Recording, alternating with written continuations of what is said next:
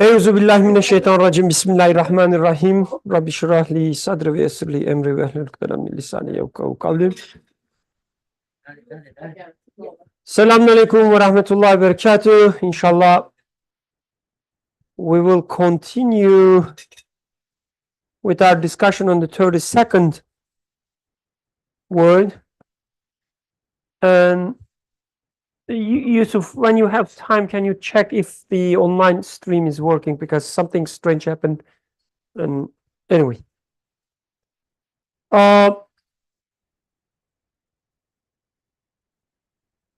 Okay, we are continuing from this second stopping place.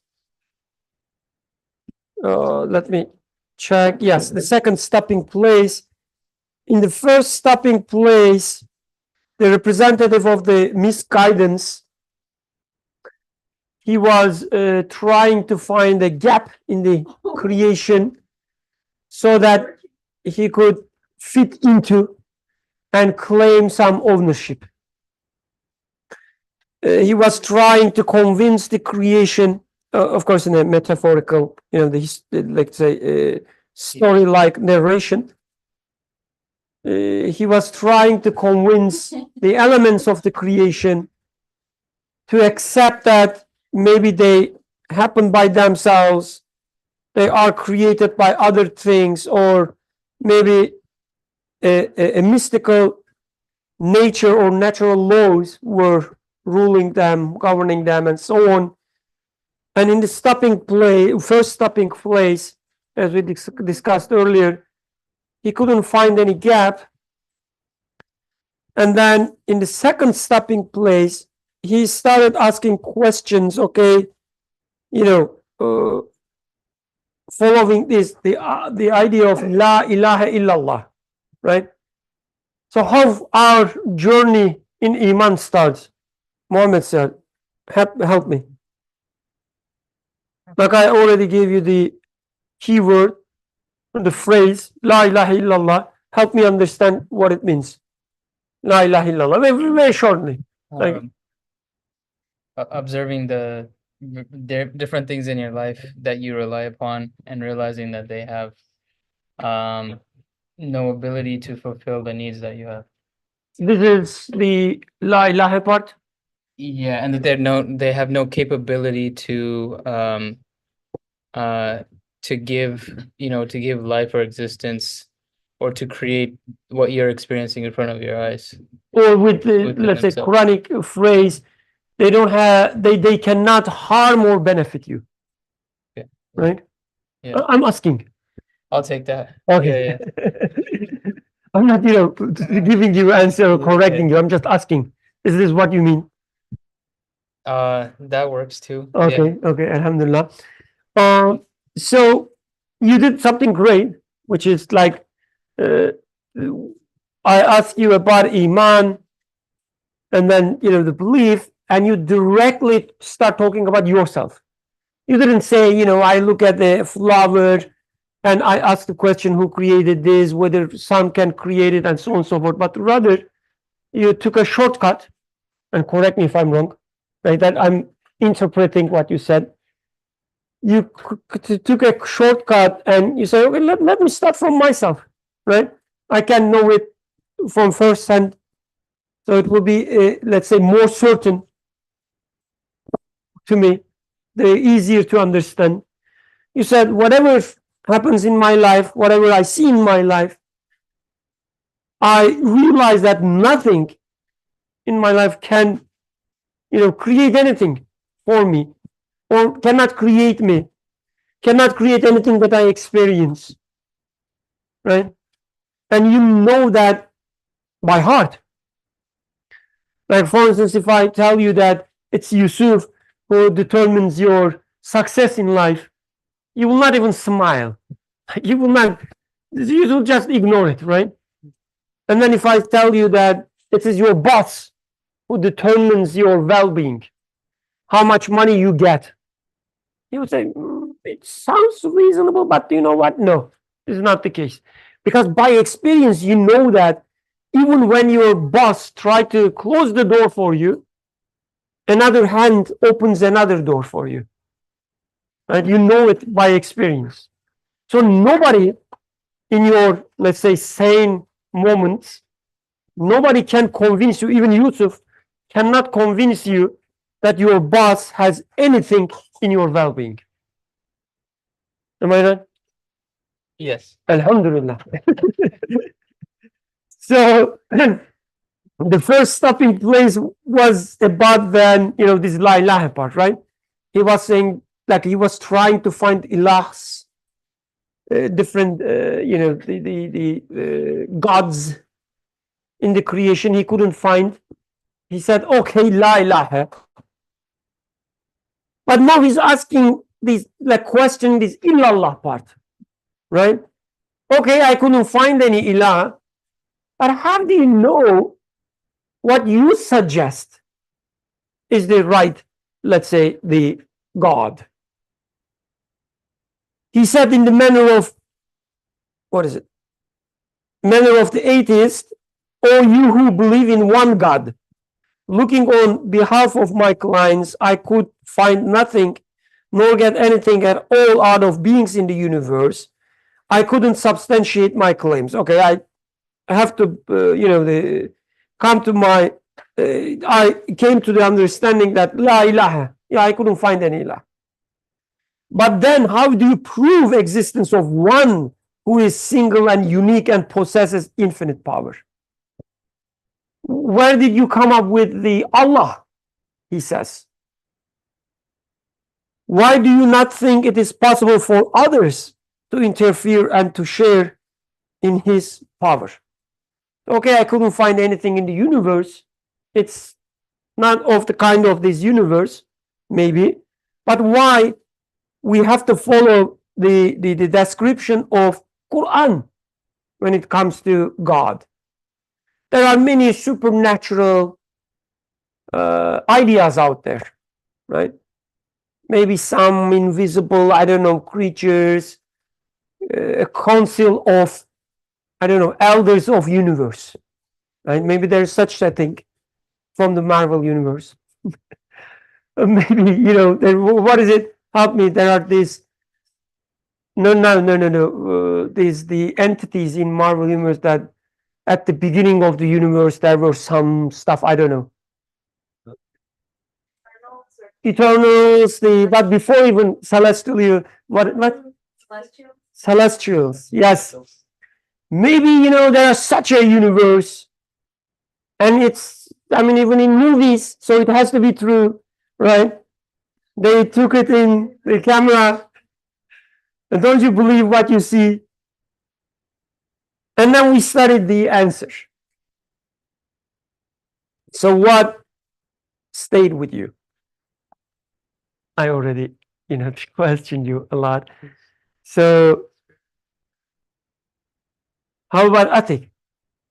And whatever stayed with you, you don't have to give a right answer. Nothing? Who was here last week? Okay. No, you were not. Sarah, let's go with you.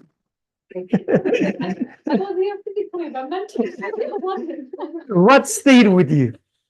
Stayed with me.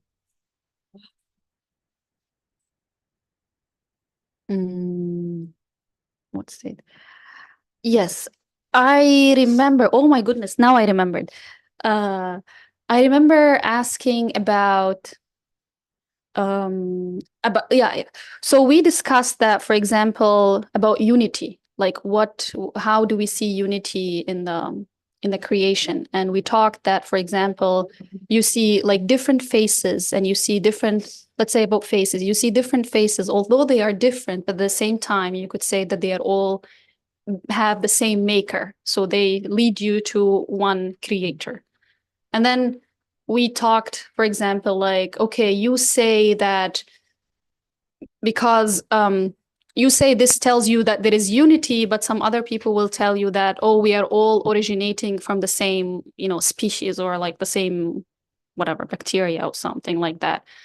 But then we had this long discussion about like even believing in such things, makes you like also believe, like you will have to believe that this, like some other things had power over these species or these creatures. There was something like the environment or whatever had intelligence and power to lead this selection and evolution from one species to another, which like doesn't make, like did not make a lot of sense.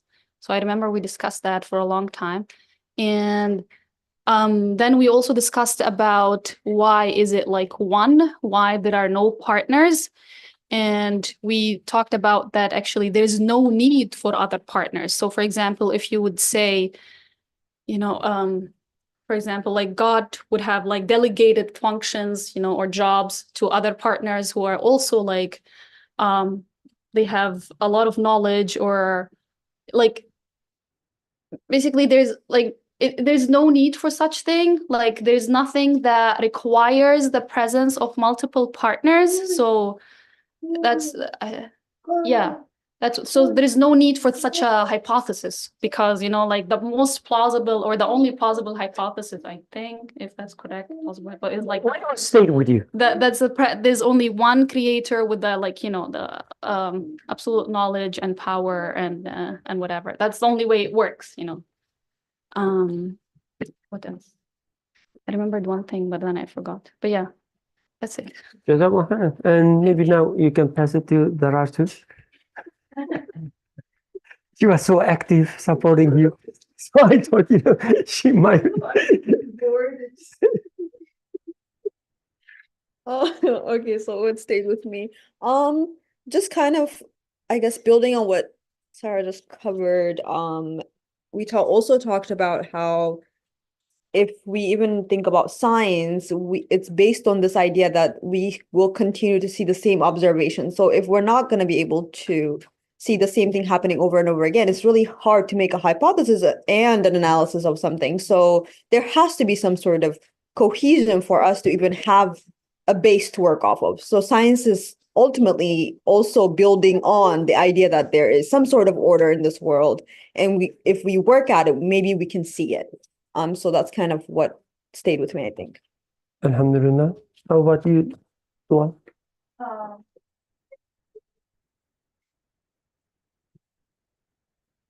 I know someone asked about suffering. So I started off asking, because it said that the creation of the heavens and earth are self-evident proofs of divine unity. I asked how that is, and Sial was like, how is it not? Which got him into hot waters. And then we talked about how, like, basically you see an order, like the rain comes and that leads to the blooming of flowers and whatnot. So there is that unity, that harmony present there. And then somebody talked about, well, I'm seeing this lack of unity because I see suffering in the world. To which Yusuf had something really nice to say, which I don't remember, but I remember my comment that followed Yusuf's. Which was even nicer. Yeah.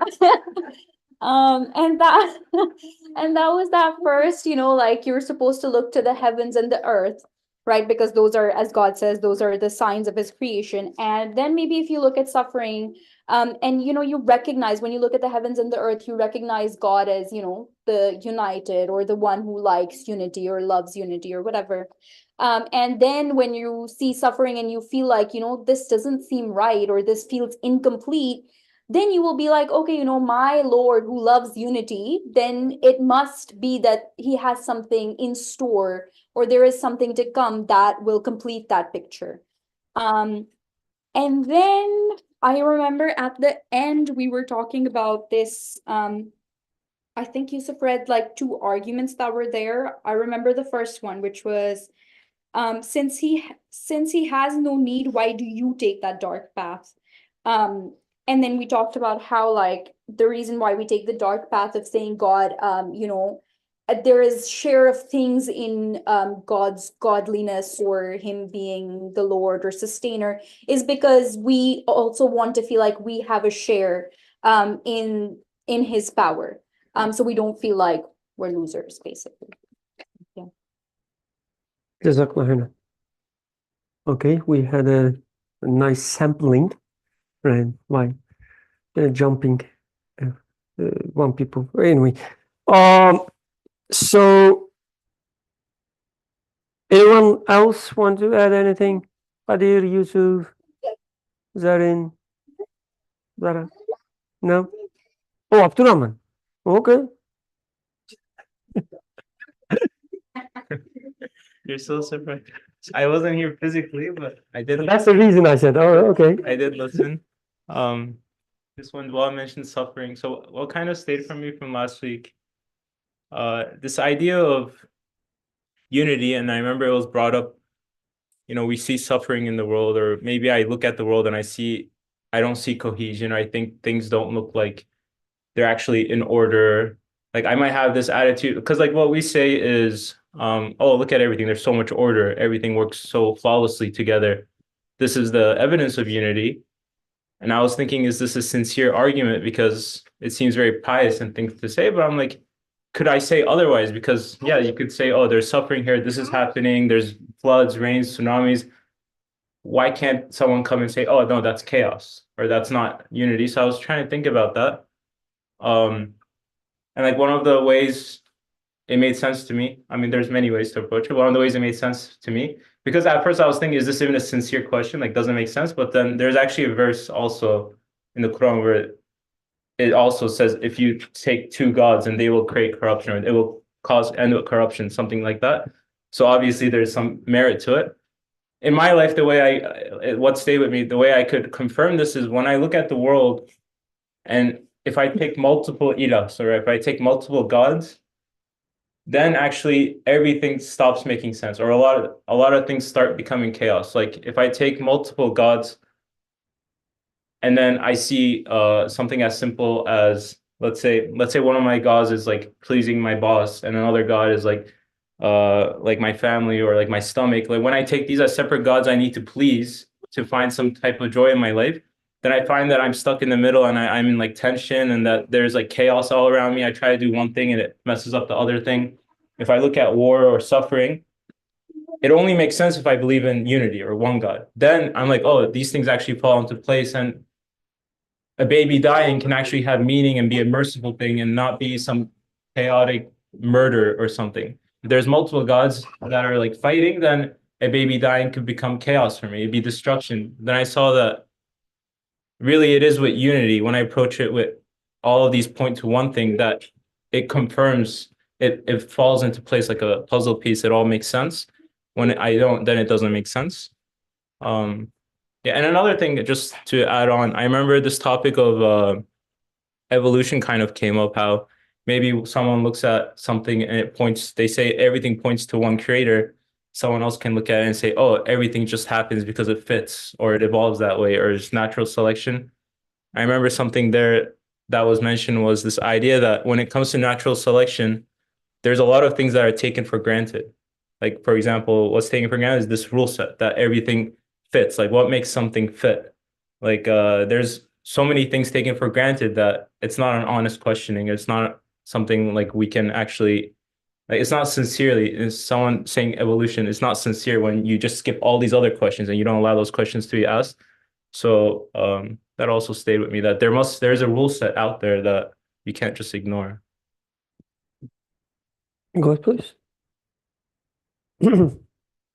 Inshallah, at some point we should maybe in a dedicated discussion, we should take this evolution at some point, because after last week's discussion during the fruit, there was further conversation going on. So And you studied a little bit and it started sound reasonable to you? Okay. but what I was going to say is, alhamdulillah, pretty much everything is covered. So shall I just make a connecting the dot from beginning to end so that it becomes a linear? Please.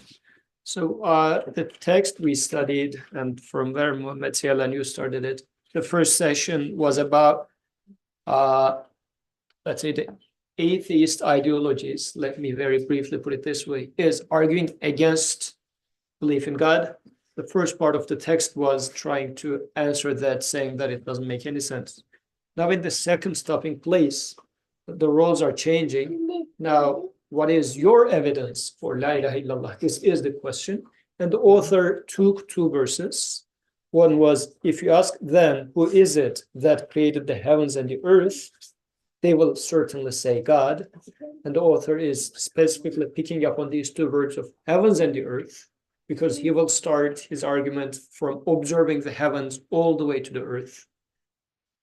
And the second verse that he picked up was, and among his signs is the creation of the heavens and the earth, and the variations in your languages and colors. And the overall argument he gave here was, when you look at the galaxies, like the heavens, you observe an order. There must be an orderer, and whomever is ordering the galaxies must be the one who is owning a part of it, which is solar system. Solar system is within an order. Whoever is ordering the solar system must be the one who orders the earth, so on and so forth, all the way to human faces and humans' tongues and languages.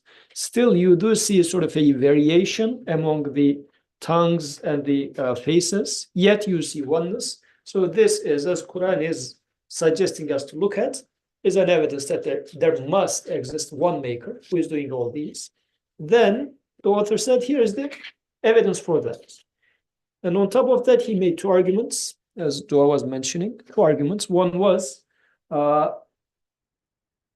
on top of this, everything pointing to oneness, talking about multiple creators is like impossible, because you are talking about an absolute one being limited by another limited being and becoming absolute. So it's logically a nonsensical argument.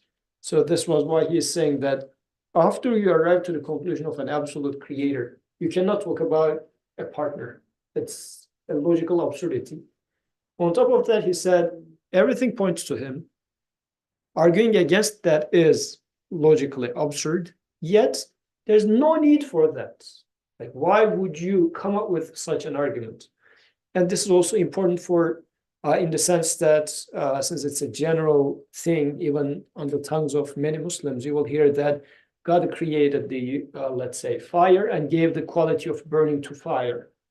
Like, the question is why? Like, do you need some sort of a hierarchy of creators? What is the point? So the author in there is saying that there's no need for that, yet you are coming up with this. Where does this come from? And his final argument was that if something is logically absurd and there's no need for that, claiming it to be the case is simply, what was the word? Arbitrary. Arbitrary. And our example for this one was Schuylkill River is now flowing milk. Like, is there anything that makes me, like, supports my argument? Why do I make such an argument? So just the ability to form a sentence shouldn't mean anything. And it should not give me even a, shouldn't shake my certainty, because it's simply arbitrary. So I would just ignore that. This was the way that the author put it. But then, I guess this is where now we are, the person would ask the question saying that, well, there is an indication of partners, because we said there's no need for partners. And then I guess this is where we were left. Jazakallah khairan. So to me, there are two important parts in the text that we discussed so far and the summary that we collectively compiled. One question is, where did you come up with this idea of Allah, let's say? Author says it's not from my, let's say, culture. It's not from my father's saying. It's not because, I found myself among Muslims and so on. He says, if you ask anything in the creation, if you ask them, who created you? They will tell you Allah. So he says, I'm relying on all these observable evidence I see in the creation. Okay? So maybe one reminder should be in place here. So the ayah he takes here, if you ask them, وَلَئِنْ سَأَلْتَهُمْ مَنْ خَلَقَ السَّمَاوَاتِ وَالْأَرْضِ لَيَقُولُنَّ اللَّهُ. So if you ask them who created, there's the heavens and the earth, or who created this, okay, you can take it that way as well. And when I say this, like this thing, and also its relationship with me, my feelings about it, and so on and so forth, everything, samawat and ard. Okay? Who created this? And then it says, it will say, Allah. So this ayah, at least to me, that's the first time I see this ayah within such a context. We mentioned this maybe last week a little bit, but this ayah exclusively taken as talking about the mushrikun of Mecca. Right? If you ask them, these idol what? Worshippers? Idol worshippers who created the universe, they would say Allah, but we also they believe in this and so on. That's the historical narration and traditional understanding of ayah. But the other day, one of my the teachers, he was saying that when people read the creation literally, they become naturalistic. Naturalists. Yes. Right? This is the naturalistic understanding of the universe. Reading it literally. What I mean with this, there's a toy here, which is, yellow and black, and it has such a shape. It has that way, and there's an equation of its movement and so on. This is a literal reading of the universe. And it is true. But it's kind of at the same time nonsense, right? It doesn't tell me anything. It doesn't tell me that there's a child playing with it, somebody crafted it, which is suitable for, the child. It's ergonomics, the color choice and so on, good for this type of child and so on. It doesn't say anything about this part, right? It's a literal reading of the universe. Or if I drop this, it falls. It's a literal reading of the universe. There is no question about how it falls. It falls, I see. And following this equation, that's I see. But how? What makes it to do it? Like exist and then follow these equations and so on. There's no questions. The same way, if we read Quran literally, we become naturalists of religion. Our religion becomes not much different than this atheist understanding of the universe. We will follow a religion, but it will be a naturalistic, let's say historical, cultural religion. It will not make any tie between you and your creator. So when we say this, like when we read this ayah and say that, this ayah is there because of these people. It is a literal understanding of this ayah, reading of this ayah. That's true. Those people were there at that time. It applied to them and so on, just like it is really yellow. There's nothing the wrong with this. It is yellow. But it's not what I'm looking for. The same way, when we read these ayahs, we have to take them and ask the question, what my creator tells me with this? And the author is doing that. He reads the ayah, whatever the traditional understanding of it, the historical background and so on, he's not denying them, just like, I'm not denying that it is yellow and it has a certain way.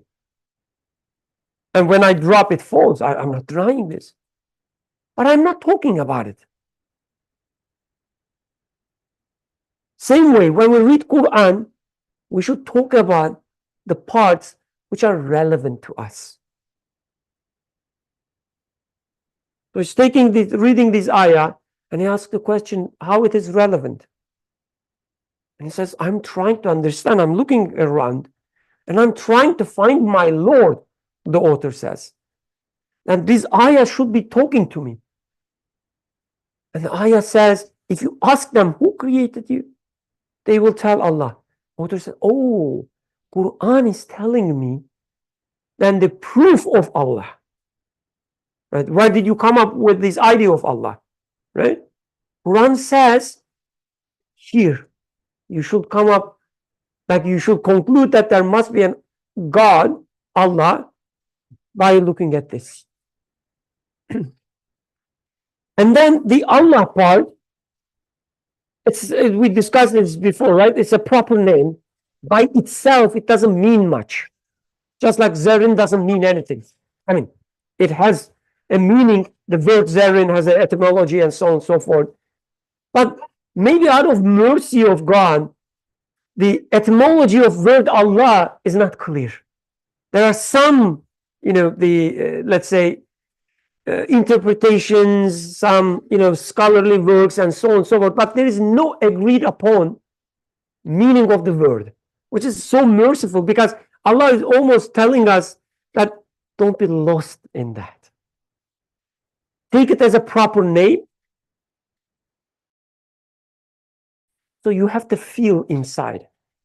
Just like, Zerin doesn't mean anything. But when I say this clever lady who makes, wise comments in our discussions, always listens carefully, taking notes and so on and so forth, now you will know that who I am talking about. Whom am I talking about? So, Allah. And then also talking about out of almost nowhere, the absolute being and so on and so forth. That's what he's doing. He says, what does it mean, Allah? Let's ask the things. Who created you? He studied this in any, like all other places, so he's not giving all the details. But we know that when you study the things in the creation, they will tell you that whoever created me must be the one taking control of everything in this universe. He discussed this a little bit in this, the galaxies, the sun and solar system and so on argument. Whoever created this toy must be the one who created the child as well, who must be the one who created the mother and the flowers and the sun and so on and so forth. And when you start thinking about it, you realize that the knowledge that needs to be there, it must be an absolute knowledge. The power, it needs to be an absolute power. There is no limit. So on and so forth. And when you combine these absolute powerful, absolute, the knowledgeable one, absolute, the one with the will, absolute will. When you combine them, Quran calls this cluster of, the features as Allah. As, in Quran says, Allah la ilaha illa huwa al-hayyul qayyum, and then, list all these names. It's almost saying that you see all these qualities in the universe, right? The combination of them is Allah. The one who, holds all these qualities, I will call it as Allah, Quran says. Then he says, okay, you came to such a conclusion that there must be an absolute one. And then he says, you look at the universe again. They will tell you Allah, the one God. Allah also means the one, the only one, right? They will tell you, wherever you look, you will see the same order. You will see the same signature, same style, everywhere. Here, in the middle of a black hole, we will say, ignorant ones would say the same natural laws, right, governing. But the universe itself says, actually, whoever created you is the same one who created these black holes or subatomic particles. You will see the same order there too as well. There is no indication of any, multiplicity. And there are all these evidences for unity. It is absolute one, so you cannot even think about, multiple absolutes anyway. And then you see these proofs of the unity. You don't need anything else. Why you come up with these stupid ideas, he says. I mean, he's a nice guy, so he doesn't say stupid, but sorry for all this. Please go ahead. Who has the microphone? Who has the microphone? Darcy.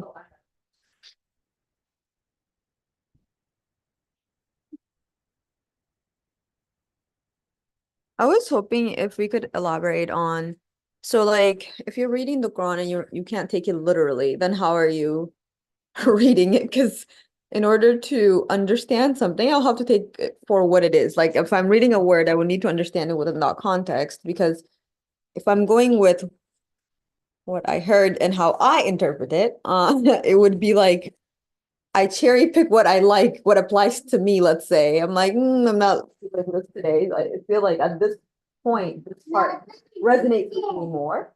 But what if I read something and I don't like it and that moment it's still there? Like the word is there. So maybe a little bit explanation on the actual feeling and how you're supposed to interpret if you can't do literal. Jazakallah. Does anybody who wants to take the first stab? Not her, but the question. So my understanding with the literal reading is, you, let's say, read this ayah. If you ask them who created samawat and ard, so there is this word them, right? Who is them? That, like, this question itself means you're not reading it just literally. You're asking questions. So don't take it as, read it as poetic, or reading it, maybe the word literally is not the best choice, but so if somebody comes and tells you that, oh, do you know what this them is? These and those, like these people who lived in the Prophet's time. Well, please. Not go within context, because like, for example, you said them, but you are reading a multitude of things within the context of what you're being told. So like, I would understand if this is like a solo sentence of like them that gets referred, but if it's like example, I feel at least like when I'm reading, it usually comes up as an example of things that are given. Like you get told something, there's an example that's provided, and you get told something else, and there's an example of people that did the opposite and people that didn't. So usually I'm kind of seeing contrast, but I don't have much knowledge. In contrast of what? Sorry, I couldn't get it. Then Yusuf, you can do. Contrast as in like, you'll see people who, I guess like I usually see contrast where you'll see like, there's people that followed and there's people that didn't, for example. Okay. So there's some sort of general like rule that's given, or that's some sort of idea that's provided, or guidance that's provided. And then it will show you, I guess, like the misguidance, and there's people that are like not misguided, and then it'll give you examples. So I guess that's what I mean about context. Like you're giving a story a context. So it feels like more like presented with this idea. Here is like what people have chosen and the outcome of that. Like that's how I interpret it. But then reading would mean I'm trying to understand something. So ultimately, I have to read it. So I would have to take some things literal in order to. So maybe I don't know if I'm actually trying to asking it in the correct way, but Can I have something? yeah. Oh, sure. Oh man.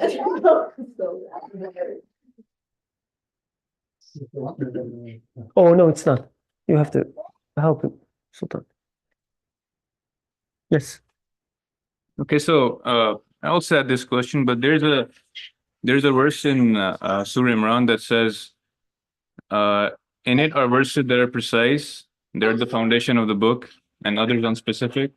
As for those in whose hearts is deviation from the truth, they will follow that of it which is unspecific, seeking discord and seeking an interpretation suitable to them. And no one knows its true interpretation except Allah, but those firm knowledge say, we believe in it. All of it is from our Lord, and no one will be reminded except those of understanding.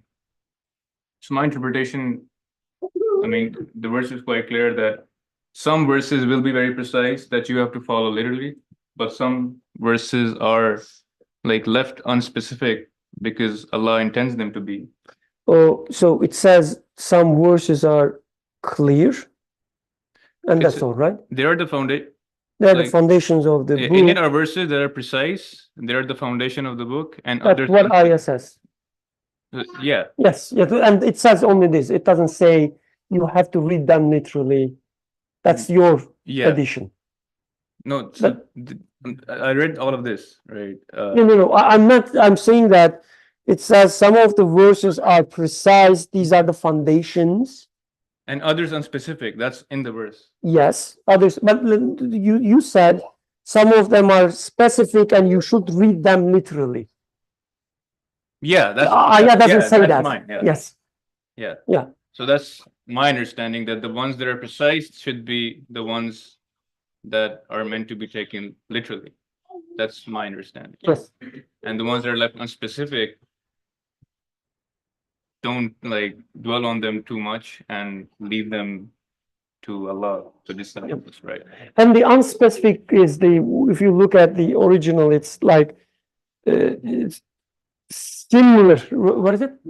Yeah, mutashabih. It's like you may take it as like a imprecise, or you can take it as also resembling something. Like if I tell you, like if I give you an example from the creation, for instance, right, to explain you something. Like I'm trying to explain you the authority, the idea of authority. And I give an example saying that, look at this sun. It has this attraction as if it has a power over the earth, as if there's an authority over the earth. And what I'm doing is what is the word? Yeah, but the tashbih, yes, tashbih. So you can read this ayah as also there are ayahs in Quran giving you example from the creation. You read them and you study them and you understand Quran. Some scholars translate this ayah as some ayahs are very easy, some ayahs are really hard, and so on. Some other scholars, like the author that we are studying, would take it as some ayahs are coming directly with some direct wordings and so on from Gaib, the creator, explaining things about himself. And some other ayahs will give some examples from the creation, will make tashbih, and like establish some similarities between things, and you should understand them in this way. So this ayah, at least to me, doesn't say that some ayahs are very clear, some ayahs are not that clear. And what about the extension that as for those in whose hearts is deviation, they will follow that of it which is unspecific, seeking discord and seeking an interpretation suitable to them. Yeah, they would look at the creation. They will see that this falls every time every time I drop it, it falls. They will look at this, the example, right? This mutashabih phenomenon, and they will say, you know what? There are some natural laws which governs this movement and I will take this interpretation out of this. They will say it happens by itself. They are following their own desires when they look at the ayah of the Creator. The ayah signs is not specific to the sentences in Quran. When Quran says there are some ayahs, it's not only talking about the sentences in the book, the Musaf. It's also talking about the ayahs that we see here. Okay. Yeah, please.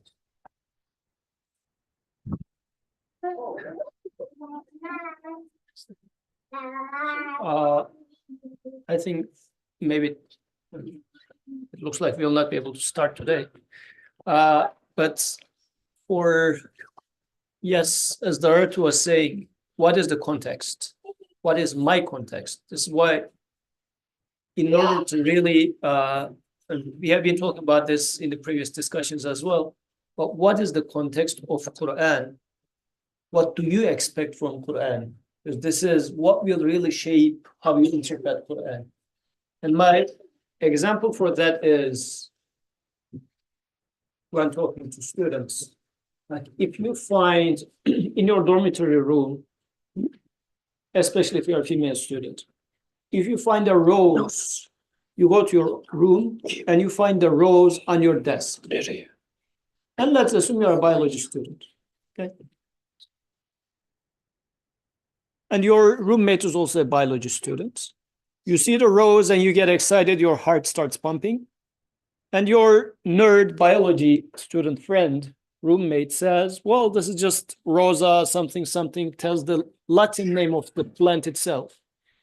And says that it comes from this genus, this is the family, this is the genetic sequence of that flower. I don't understand why you're getting excited about that specific plant. It's not even, a special species. It's just a regular, and it has been on Earth for that many million years or billion years. So nothing. Why are we getting excited? But for that student, though, the student puts it into a certain context, saying that somebody is telling me a message through that flower. Of course, I know it is from Rosa, whatever family, my dear nerd friend. But you are literally reading the plant itself for the sake of plant. I mean, this is what we mean in this context as literal. Of course, anything is a meaning, but we are talking about literal in this sense. But I am within a certain context. A red rose means somebody loves me. This is what it is, right? When it comes to Quran, what is, or even before coming to Quran, let's go back to what Birkan was saying about the signs in the existence. When a baby is born, baby comes and immediately the milk comes. That is a perfect fit for the baby. Milk was not there before. And even the ingredients of the milk is changing over time. If you read it literally, you would say that, oh, this is natural selection.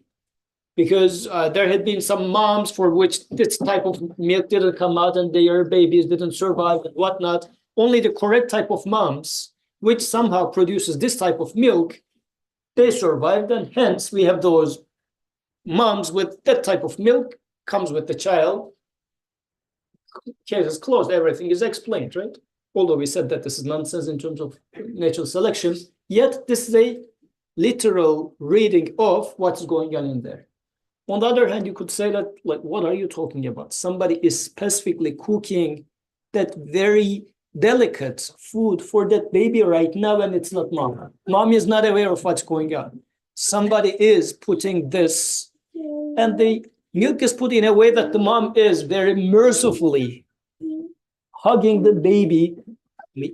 There's a message in here. Don't tell me that this is by chance, by nature, and what doesn't make sense. This is not a naturalistic or literalist reading of the universe. This was the second example. Now take it to Quran, the third example now we are talking about, because we are talking about the same signs. Creation of this baby is a sign of the merciful one. The same one is sending us other signs. Sign in the Quran, the language of Quran is ayat, in the verses of Quran as well. How can I read verses of Quran literally? How can I read verses of Quran within its proper context? What is when I say context of Quran, if we are going to the historical context of it, probably we are going to lose, I mean, I'm going to throw a number, but let's say 95% of the message. Just throwing a number, but just to shock you. I mean, otherwise it's not even 95% because it's unquantifiable. So what's happening here is, this was one context of Quran, but today there is a context within her case. Therein is a separate context within her case. Whomever you are, what is my context? Who is speaking? My creator, with all those feelings, is speaking to me, who is in need of so many things. So we are competing for attention with her. Okay, so don't pay attention to it. So you are the context of the Quran. If you read Quran as such, it then becomes not a naturalistic or literal reading, but the proper context. This is why coming up with a proper definition of who you are, who your creator is, and what Quran is, will make a proper reading of Quran.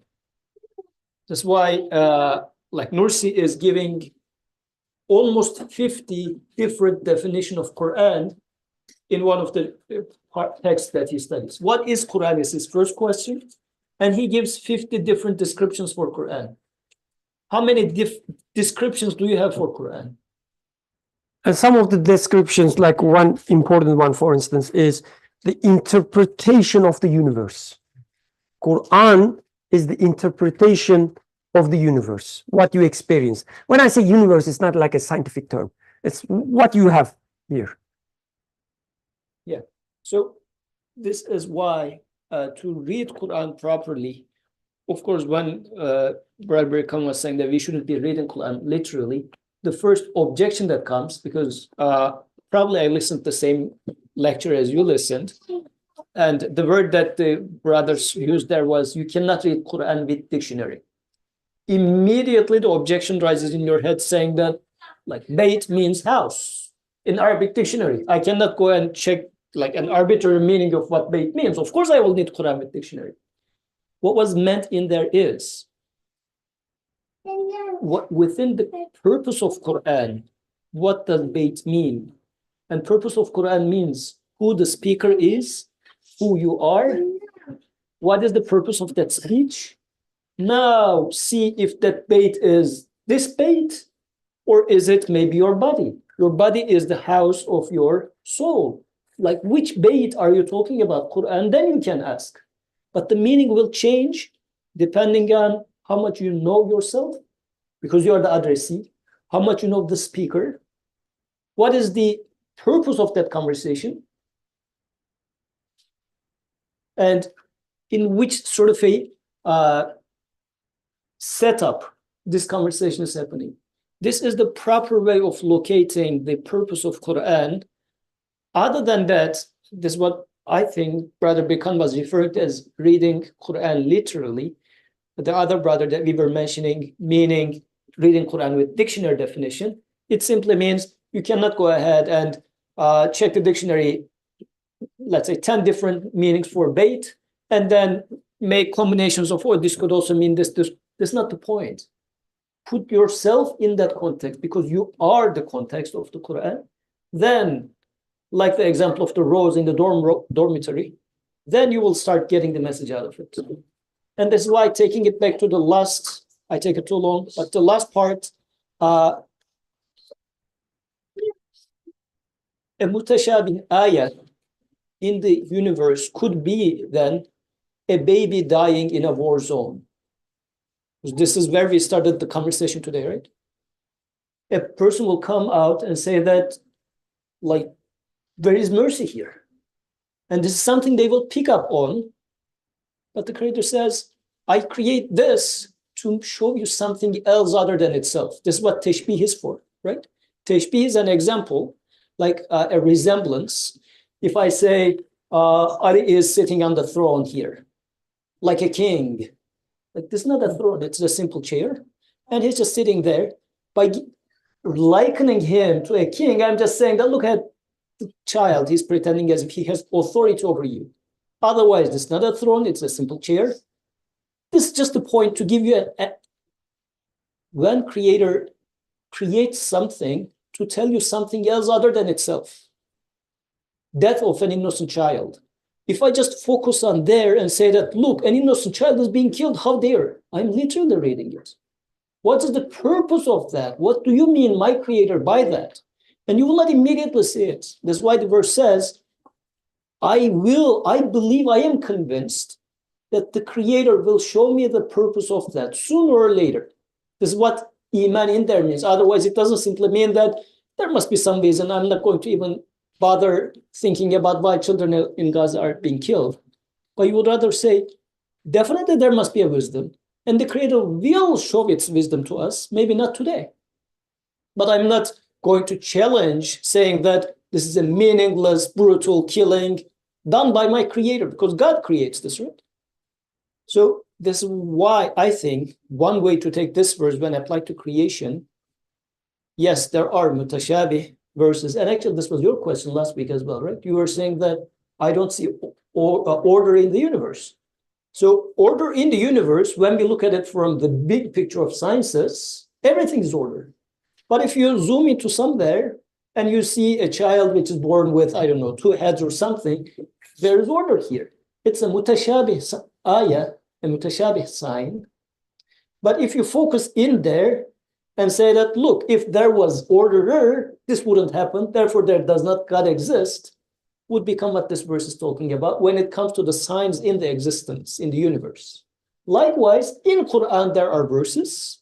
Some of them are more clear in the sense of what the message is there. Some of them, and this depends on person to person, by the way. Since everybody's a different context, something that which is muhkam for me might be mutashabih for you. Something that which is muhkam for you might be mutashabih for me.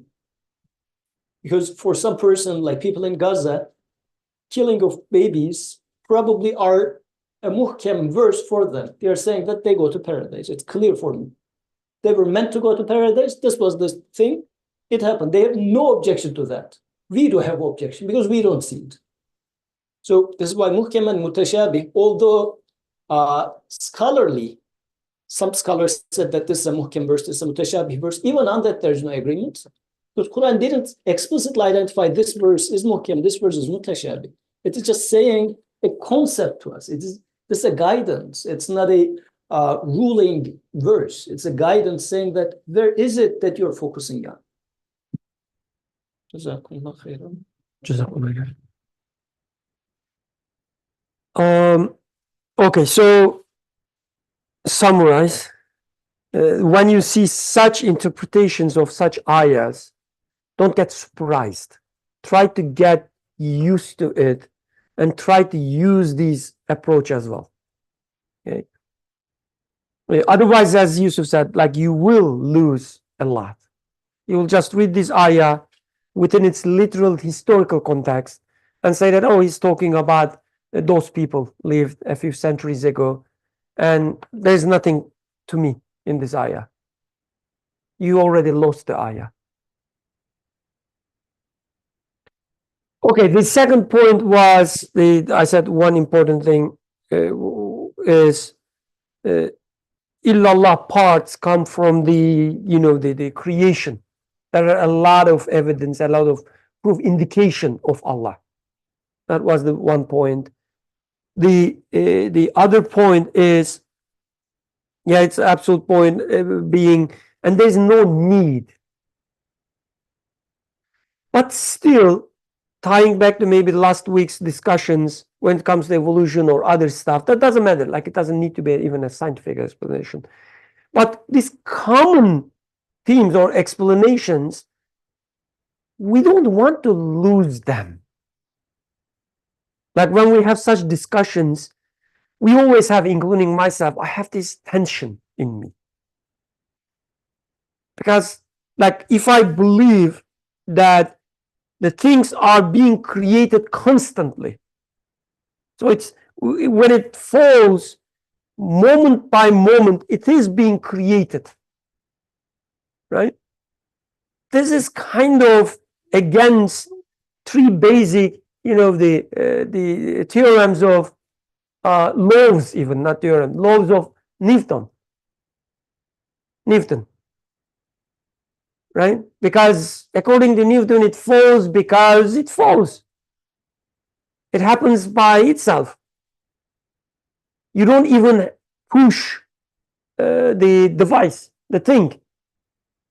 You push things to stop them, not to move. That's, I don't know if you remember the laws of Newton, but you don't apply any force to move things. You need force to change their movement. If something is moving, it moves forever. It moves in the same speed forever. That's the law. It means you don't need anything. You don't need, any creative power or whatever there. So I have this tension. I'm supposed not to believe this. So I'm trying to find the unifying, reconciliation with the religion. And the author says, why? Why you are doing this? The same thing with evolution and so on, right? Why? I mean, you don't need it, the author says. But we feel like we need it. I mean, mostly sociologically, not, even scientifically, right? Our needs. But anyway, that's the second point, I guess. Why? So we stop at the second question, right? Where remind me the text, because there's the pages here. Thus, nothing remained for the representative of the people of misguidance to say in the face of this. The only thing he could say was, okay. What indicates that God has partners in the configuration of causes in the cosmos? It is that everything is tied to a cause. So that means that causes have an actual effect. And if they have an effect, aren't they the God's partners? beginning of page 652. The top of page 652. So we stop at the point that there's no indication of any partner in the creation. There's no shirk in the creation, even if you try to find, right? But now the questioner says, oh, wait a second, there is an indication. There are causes, he says. Is Zara online? Oh, he is, yes. Yeah, the way he used to formulate the sentence was, it is intuitive to say that causes create effects. Like this is how he worded it in the past. So that questioner is not foreign to us. Like this is a question from among us. This is what I'm trying to say. Otherwise, I'm not saying that Faraz is the atheist questioner. Zarar, sorry. But yes, it sounds intuitive to say that I do see fire and then it's burning the thing. I do drink water and the quenching comes right after. So it looks like causes do have some effects. Like this is the evidence for it. Yeah. So he says, isn't there a kind of partnership? To me, yeah, it is a partnership. Like if I believe that, the fire burns, it means this burning thing, you don't need God there. The fire can handle this. Like if you want to cook something, for instance, right? You don't need God. You need fire, because fire burns. So fire can, act as a partner when you don't have, the God. You can use the fire. There's a joke in Turkish. The guy is trying to park his car.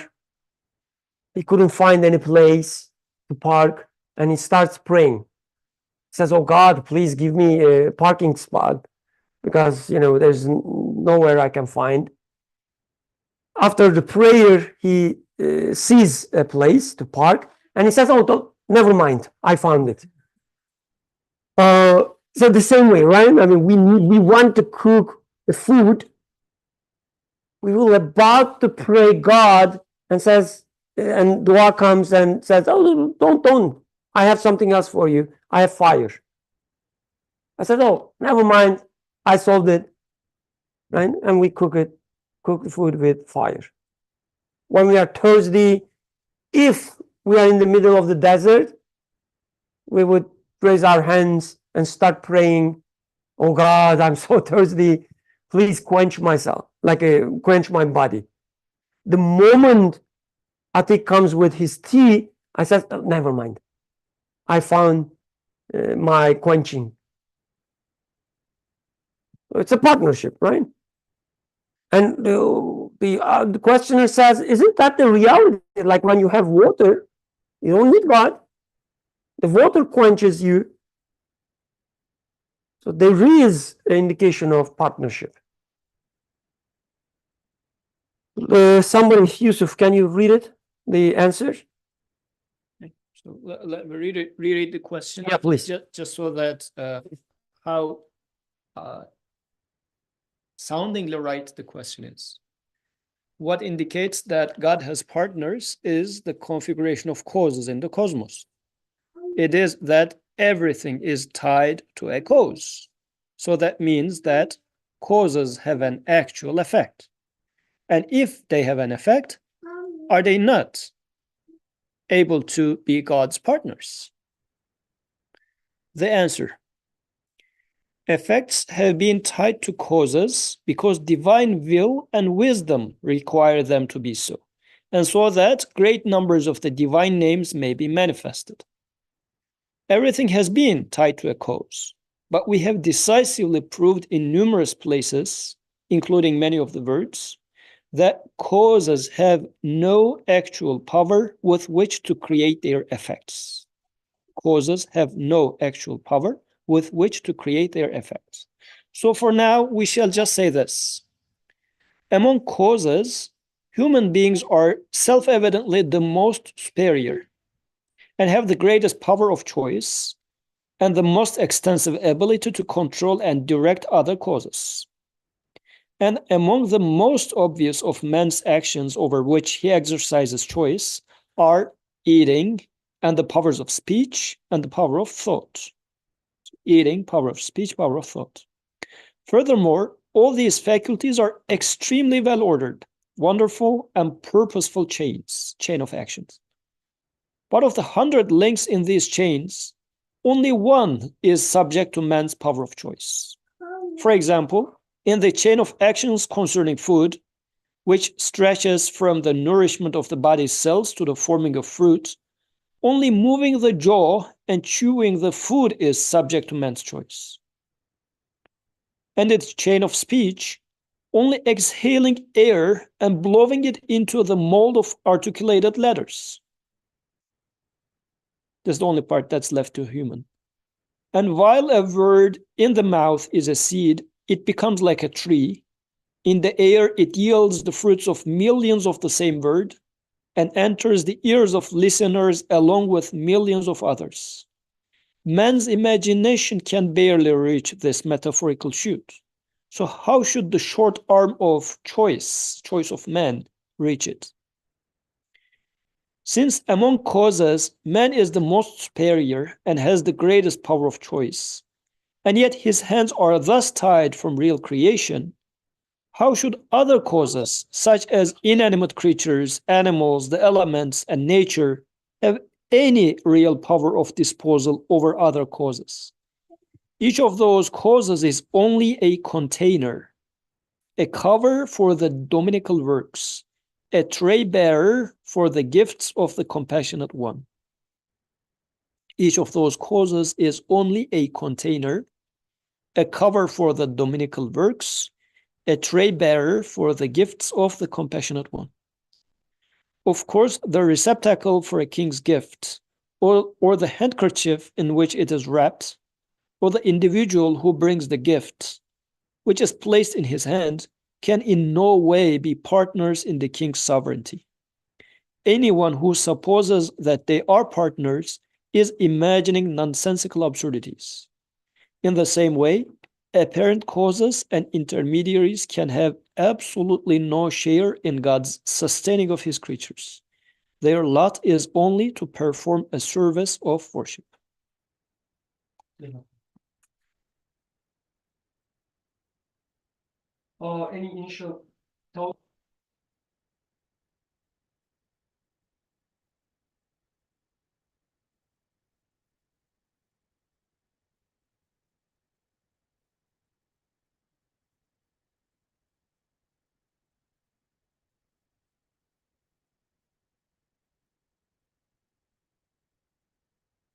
So we briefly touched on something similar during Tuesday lecture before people arrived with Brother Yusuf, but when this was being read, I guess I was thinking about like the reason why, for example, in the chain of action concerning food, like there's an association we see over and over again. So like because I see that when I eat, I'm not hungry anymore, therefore I'm associating it with like the food. I'm not saying like I ate and now I'm feeling good.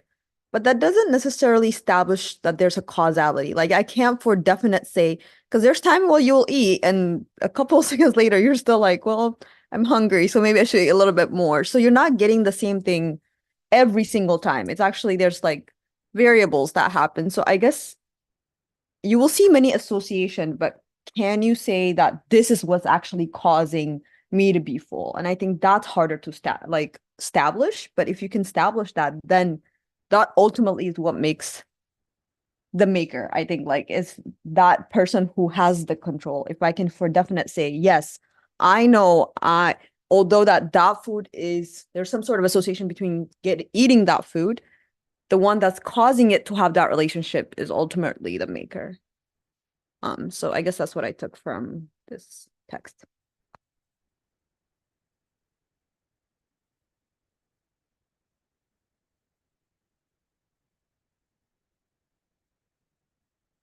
And I was muted. Nobody else heard it.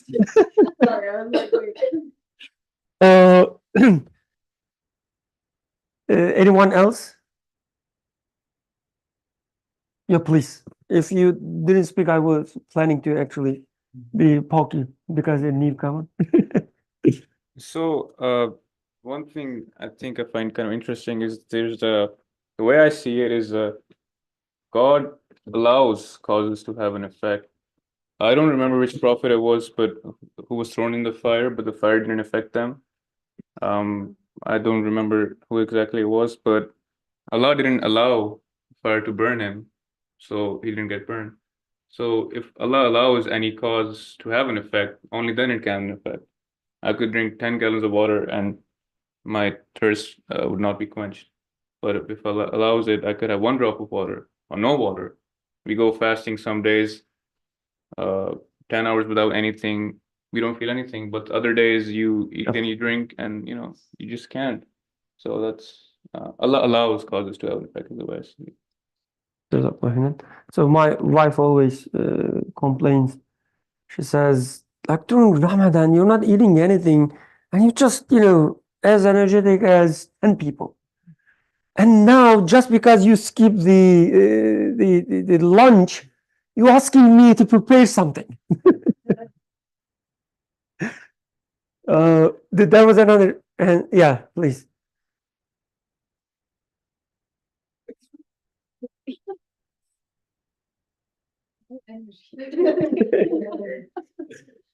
So I find it interesting that there seems to be this like emphasis on like the power of choice. So it's making me think that is something like really like a cause if there's no like ability to choose, like this sentence that's saying that among causes human beings are self-evidently the most superior, and they have the greatest power of choice and the most extensive ability to control and direct other causes.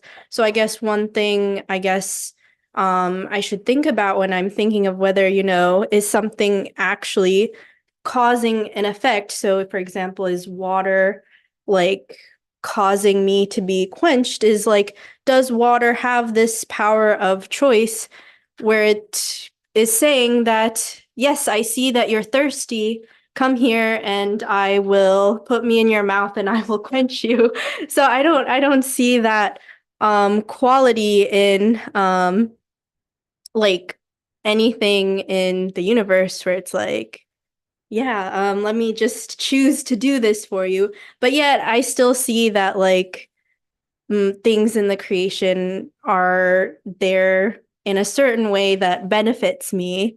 And so I find this interesting that, you know, how it's like saying that human beings have like this power of choice and they can like do all these things, make all these tall buildings and stuff, and yet they can't actually like control like any of the specific like parts in this chain, other than like choosing one part of the chain and then the others sort of other parts of the chain kind of follow from that in a specific order. So I just thought it was interesting that like this emphasis on choice is mentioned. Like if things happen a certain way, that should indicate to me that there has been a choice, that a choice is being made somewhere. Yeah, so I guess that's the key thing, right? The seeing a choice there. Because if you ignore the choice and deny it, no, there's no choice, then you are kind of saying that it has to be this way. And you giving some creative power to this thing that you call as cause.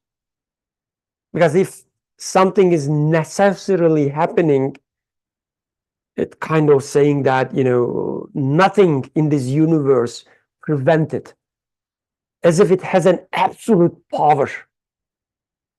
But when you see that there's a choice there, it could be the other way around as well. As what was your name, by the way? Salar. Yeah. Okay. As Salar said, you throw someone in the fire and there is a choice needs to be made, whether fire will burn or not. And at that moment, Creator chooses that the fire will represent coolness. This is my creation, right? I'm assigning fire the duty of coolness in this very moment. When you touch fire, it gives you coolness. But it also means that in the other moments, there were choices as well. Every time you interact with the fire, there's a choice. Creator says, I'm choosing that the fire represents burning. Every time. So we usually take such stories as the God interfering. So the word interfering means if he doesn't interfere, things happen in a certain way, right?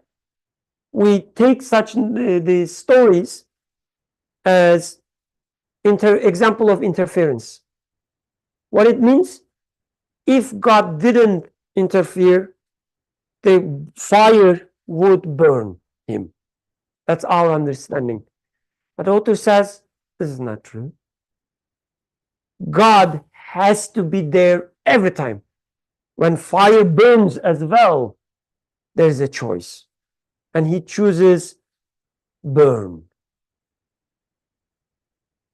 So that's a very different worldview. So first we have to appreciate this difference.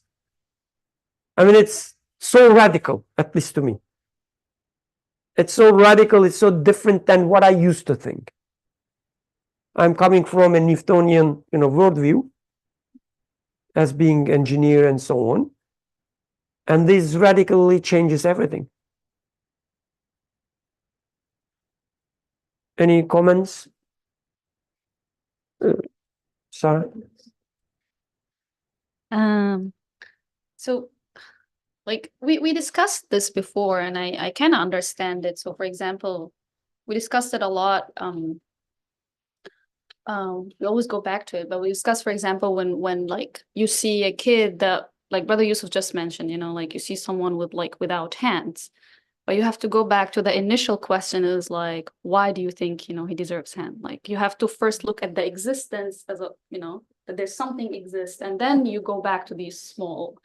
But then, and now we are talking about that, like everything is happening at every moment there is the will of God. It's not that, as you said, you know, as some people believe, or even I used to believe, I don't know, or maybe a lot of Muslims believe that, you know. If it is used to, that's great. Well, yeah, it changed, but you know, every time you get again this, like, yeah, something is not.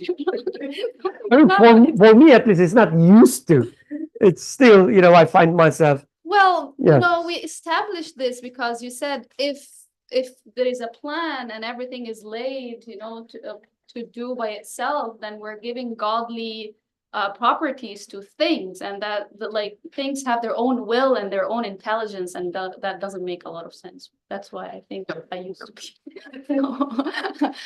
But then you're talking about fire now, and you said, I think it was Nabi Ibrahim that was burning in fire, and then God chose for this fire to be salam, like bardan wa salaman ala Ibrahim. And then you think, so God, basically at every moment, when we see fire, it's by God's will. It's like not, we talked about it, like not these elements interacting by itself, you know, by themselves creating fire. They don't have like, the burning is not a quality inherent to fire. It's something that is being created at every moment. And then you think about it, for example, we talked about the war. Like, let's say now Israel is bombing the, what is it called? The white phosphorus thing. And the girl, like the kid's hand is burning, you know, like, and they are screaming. Just you think about it. If God is like at every moment is creating this burning fire ability, why did he make it bardan wa salaman ala Ibrahim? Why isn't he making it bardan wa salaman on the body of this kid? You know, because the idea that God is not interfering, he's active at every moment. So why isn't he like, you know, breaking some of his rules, I would say, and making it like easier for like these kids that their bodies are burning, and making it bardan wa salam on them. Like, I understand the concept, but then it raises what my point is, then it raises more questions, you know, like if God is active at every moment, then the question is, oh, so why is it for people who believe that there's a plan and God is observing, and then, you know, he will there will be a judgment day, it's then easier for them to say, okay, like he can't change it now. This is how it is. This is like laws of nature, whatever. Things burn when phosphorus falls on them. It's then easier to, you know, like, because, yeah, believing that God is interfering at every moment, and then he's not interfering, God is active at every moment, and then he chooses for this body to burn is a bit, I don't know, like hard for me to, yeah, to grasp, to understand. But Yeah. that's Let's assume for a moment you don't have feelings. You see such a, you know, the scene, and you don't get upset. Let's assume for a moment. So if I pour, for instance, this phosphorus, whatever it is, let's fire. I bring a very juicy, let's say, lamb leg and put on the fire. And the fire burns the meat. So I'm sorry for being, you know, the crucial for a moment, but it burns the meat and you don't feel bad. You say, oh yeah, that's good. It smells good and so on. So it seems you don't have any issue with a piece of meat is burning. It becomes an issue. You see the same thing and feel bad, right? Otherwise, biologically speaking, like you are a biologist, there's no difference between a lamb and a child, right? I mean, you can, of course, come up with some explanation, like you say, the other one has higher cognitive power, like skills and so on and so forth. But we both know such, you know, like separations would be kind of arbitrary. Right? The moment you study, you know, the lambs, the sheep, you will realize that, oh, they also have a communication, they also have a language and so on. But anyway, the things becomes problematic when you start feeling and you are not still, like you reading the moment literally. What it means, you're just saying that I am looking at this scene, I feel bad. I feel bad. You take this sentence literally, and you are the subject now. I feel bad. The feeling is mine. I choose to feel sorry for these kids. This is your literal reading. And then ask a question on top of this. I don't like this. Like, Sarah doesn't like this. Sarah feels bad about that. Why God is not following my feelings? Why he's not acting according to my feelings? That's the question, right? Yeah. If you put it this way. Be careful next time you eat. Oh, you're not eating meat. Sorry, you are vegetarian. When you cook some plants. Yeah. And somebody comes and tells you, wait a second, why you are taking literally? Who created these feelings? Who created you in this situation? Then you have to ask, like you have to, let's say, revise your question. Why God is putting me in such a condition and giving me these feelings against such an act? What he is trying to tell me? That would be your new question. And I'm sure that you can find an answer to that. What you're saying is, The microphone. just to make sure we're on the same page. So by that, what you just meant is Sarah feeling sorry for the child is neither a natural consequence of seeing that scene, nor Sarah being overly merciful and willing to feel that, because despite she's getting tortured by this feeling of mercy, and she wants to just throw it away, but she cannot. So she's not the source of that feeling, neither the phosphorus bomb, nor the child. Or a natural law of creating this feeling. So there's another thing then to question. It's not only that God is creating this child to be burning by this phosphorus bomb, but God is burning you also by observing the scene. Maybe a more personal question now you need to answer. Why does God make me burn by observing this scene? Then this is, maybe this question is more answerable to you, which will help you to answer first question as well. And your question would be, oh, my maker, why do you make me feel the pain of mercy towards that child? What's your purpose in that? Then, as you find a purpose in here, then you will go back to your first question and say, oh, you also then have an answer, a purpose specific to that child too. Because you're not the only person who is being created with this pain for that child, or every single person who is observing it and feeling those feelings, for them, that feeling is being created in a unique way, which means the one who creates that feeling in there has a message to Birkan, to Sarah, to Maryam, to me individually. The same one must have a message and mercy to the child who is burning there too. Then this is why trying to find the answers first for here would make it easier. In atheist website, this is how generally the problem of evil is mentioned. How about a innocent child, generally little girl being raped or something is the example, right? Because it's something despicable and it's happening to somebody else, rather than trying to answer that others, as Birkan did, are you feeling sorry about that scene? Yes, you are. Where does this feeling come from? And what does this feeling tell you? What's the message for you in there? Once you see the wisdom and the mercy in here, you will start seeing them. You would conclude that there must be a mercy specific to that child too.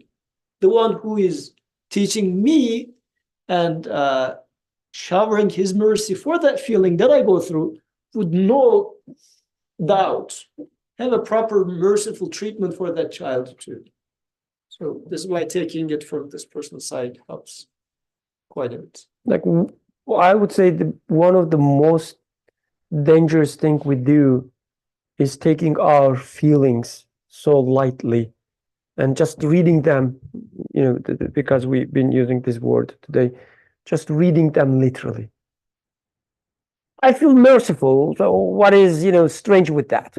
Everybody feels merciful in such a situation. No, that's not true. This doesn't feel merciful. If bring a sheep in front of a dying child, it wouldn't feel merciful. It will feel merciful to its own kind, maybe. But the mercy is something given. We cannot take it granted. We don't have time, so maybe we can continue from here as well, again next week, because this is a very important topic. And before we conclude, then I would just suggest people to think about the example he mentions about speech. It's a very weird example. Why? Because it says you speak, but all you do is putting the letters in a shape in your mouth, yet the message goes to how many? 20 people's ears okay, I see. here. And he says this is evidence of God's power. Like, well, it's sound waves. Like, what is arbitrary here? It's just sound waves. But he says, no. So this is a very interesting example. We should definitely discuss this. Yes, yeah. Any final remarks, concluding comments, questions, the parts that you disagree, the parts that you found funny or ridiculous? Now I open the stage for ridiculous. No, yeah.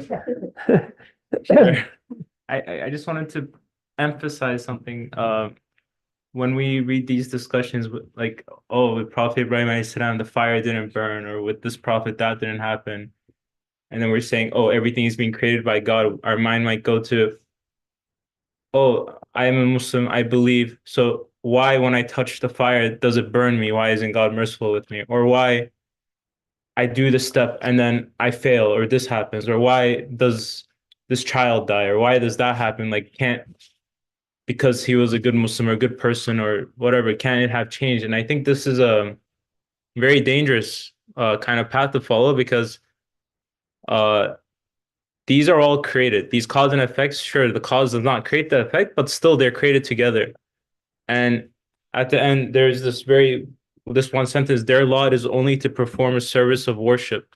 So it is, in the being created together, there is a service of worship, ubudiyya, meaning like they're worshiping their creator. And that's how kind of we witness the worship of the creator. I think a Muslim or a believer, I need to be the one who is hyper focused, maybe even on cause and effect. If I want to cook something, I must go to the fire. I must ask it from the fire. I must ask, knowing that my creator is the one who makes the fire, and that something gets cooked from the fire. But the way to ask to cook something is by going and making a fire.